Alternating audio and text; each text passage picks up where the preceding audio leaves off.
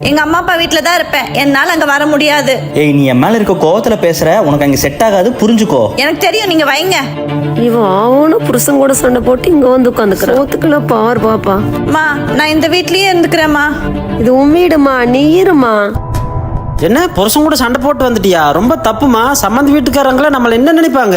ச்சே, உங்களை நம்பி வந்தா என்ன தண்ணி தொளிச்சு விடுறதுலயே இருங்க. அவனா புருஷன் கூட சண்டை போட்டு வந்து நிக்கிறான்னா. புருஷன் சரியில்லைன்னு பாவ பொண்ணு என்னமா பண்ணும்? அப்படி சொல்லுங்க மாமா, நீங்களாச்சும் எனக்கு சப்போர்ட் பண்றீங்களே. அப்பாடா, இந்த குடும்பம் நாசமா போயிட்டு இருக்குது. இப்பதான் நிம்மதியா இருக்கு. நீ எல்லாம் அவனை தேடி போகாதம்மா, தேவையா இருந்தா அவனை தேடி வரட்டும். நல்லவனா இருந்தா என்னத்துக்கு வந்திருப்பான்ல. அம்மோ,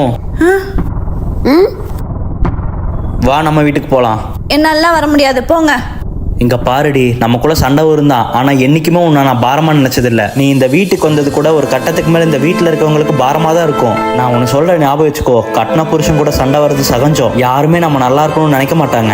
அது பிறந்த வீடா இருந்தாலும் சரி. உண்மையாவே உன் மேல எனக்கு அதிகமா அன்பு இருக்குடி, அதுதான் சண்டை வருது. நம்ம 1000 சண்டை போட்டாலும் இவங்க முன்னாடி நல்லா வாழ்ந்து காமிக்கலாம். வா.